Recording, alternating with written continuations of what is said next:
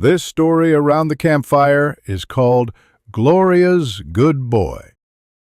Kayla arrived on a quiet Wednesday afternoon. The neighborhood was deep in an older, wooded part of town, the kind of place where the wind didn't blow and the air felt heavy. She parked her car in the long gravel driveway, double-checked the address, and approached the house with cautious optimism. The job seemed simple enough. She'd found it on a pet-sitting app. An overnight stay with 3 dogs, Chloe, Max, and Buster. The owner, Gloria Renshaw, had sounded gentle and warm over the phone. 70-something, she said, heading out of town to visit her sister. "I just need someone to feed them, walk them, and make sure they're not too lonely," Gloria had said. Kayla entered the house and was immediately hit by the scent of cedar, aging paper, and something else, musky, like damp carpet or old fur. The house was big, filled with antique furniture, yellowed wallpaper, and the kind of decorative clutter that suggested Gloria had never thrown anything away. 2 dogs rushed up to greet her at the door. Chloe was a curly white poodle, Max a lean black lab mix. They were both friendly, licking her hands and circling her legs. Kayla bent down, petting them. "Where's Buster?" She stood and looked around. The hallway was quiet. "Buster!" she called. Nothing. No barking, not even the sound of claws on hard wood. Shrugging it off, she followed the instructions Gloria had left on the kitchen counter. "Feed them at 4 p.m. Kibble is in the floral tin. Use the bowls with their names on them. Take Chloe and Max for a walk if Buster doesn't want to go." Kayla filled all 3 bowls. Chloe and Max dug in immediately. Buster's bowl sat untouched. After a few minutes of waiting, Kayla pulled out her phone and called. "Hi, Ms. Gloria. Max and Chloe are here, but I haven't seen Buster yet. Is he in another room?" "Oh, he's very shy," Gloria replied kindly. "He'll come out when he's ready. Don't worry, dear." Kayla hesitated, but nodded, even though Gloria couldn't see her. "Okay, just wanted to check." She hung up. An hour passed. Still no sign of Buster. Kayla leashed up the 2 dogs and took them for a walk through the neighborhood. It was beautiful in a haunted way. Tall trees arching over cracked sidewalks, every other house looking abandoned or frozen in time. She returned to the house and called Gloria again. "Still haven't seen him. Should I be worried?" Kayla asked. "Oh, no," Gloria said with a chuckle. "Buster's a special case.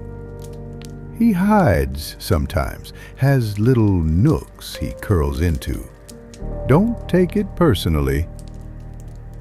Kayla spent the next hour exploring the home. The living room was full of framed photos, many of Gloria throughout the decades, some black and white, others sun-damaged. One photo stood out. Gloria in a frilly wedding dress, beaming beside a tall, broad-shouldered man in a classic tux. He looked like he belonged in a different time. No other photos of him existed in the house. There were no signs of men's belongings, no razors, no shoes, just one dusty old wedding photo. Kayla took a nap on the couch, lulled by the silence and the rhythmic ticking of a nearby old-style clock. A sound woke her. It was soft at first, then it grew, sounding almost like chewing. She sat up and blinked the sleep from her eyes.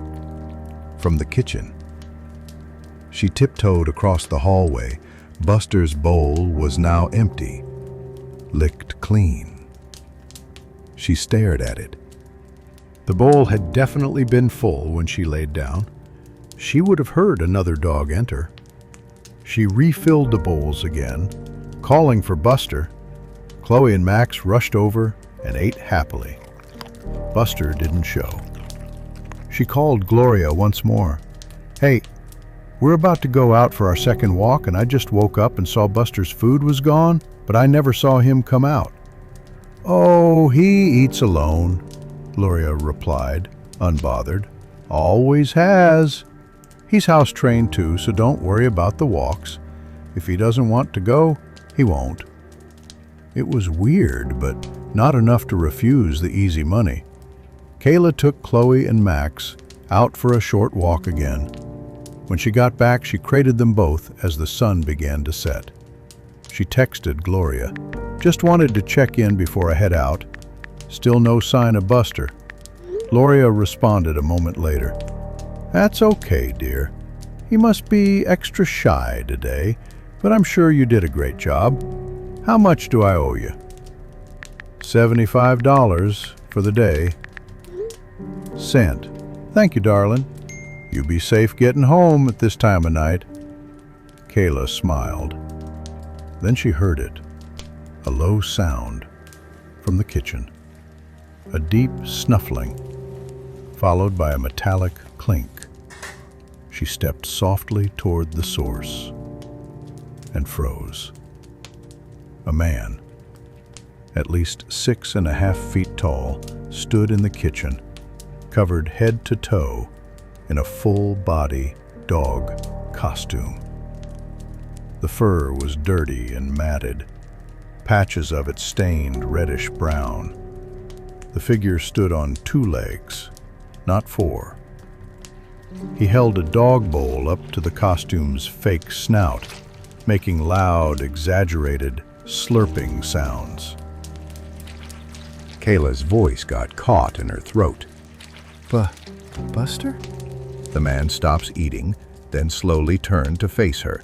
The dog mask's jaw was fixed in a neutral, open position, revealing, behind the mesh, a set of human eyes staring straight at her. Kayla let out a short gasp, backed away, and then turned and ran. The figure dropped the bowl and bounded after her. She screamed, slipping on the wood floor as she dashed up the stairs. She dove into the nearest bedroom and locked the door. Heavy footsteps thudded on the stairs. She scanned the room. No phone. She must have dropped it downstairs. No weapons. The window was too small to fit through. Her breathing grew ragged as the doorknob began to jiggle. A low, panting noise came from the other side of the door. Then, crack! The door slammed open.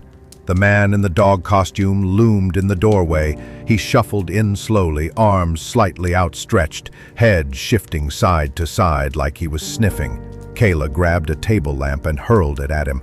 It bounced off his chest. She ran. He lunged. She ducked under his arm, made it down the stairs, runs toward the front door. She's almost there. Then a gloved hand seizes her leg, yanking her so hard that her chin slammed to the floor. She clawed at the wood, mouth bleeding, kicking and screaming, but he dragged her inch by inch back into the darkness of the home. Then we hear a large thump. Then silence. Nothing is heard but the sounds of Max and Chloe's muffled barks filling the nighttime air. The next morning, Gloria pulled into the driveway, humming softly. She unlocked the front door and stepped inside. "Buster," she called gently. "Mommy's home." The tall figure emerged from the dark hallway, still in costume. The fur was now dark and soaked near the mouth and chest. "Oh, there's my good boy," Gloria said sweetly, dropping her purse. She walked over and cupped the sides of his head. "You ate all your food, didn't you? Such a good boy." She kissed the front of the mask. From behind them, Chloe and Max crunched noisily on something in the living room. Long, pale bones, ribs, a wrist, a jawbone. Gloria smiled and scratched under the dog mask's chin. "You've been so well behaved. You can sleep with Mommy tonight." She closed the door and locked it behind her. Gloria Renshaw loved dogs, and she also loved her husband. But when his mind began to slip, and his words turned to barks and his kisses to licks, she didn't send him away. She let him become what he wanted. She fed him, she clothed him in fur, and she called it love. Because for Gloria, her once devoted husband was now her obedient, good boy.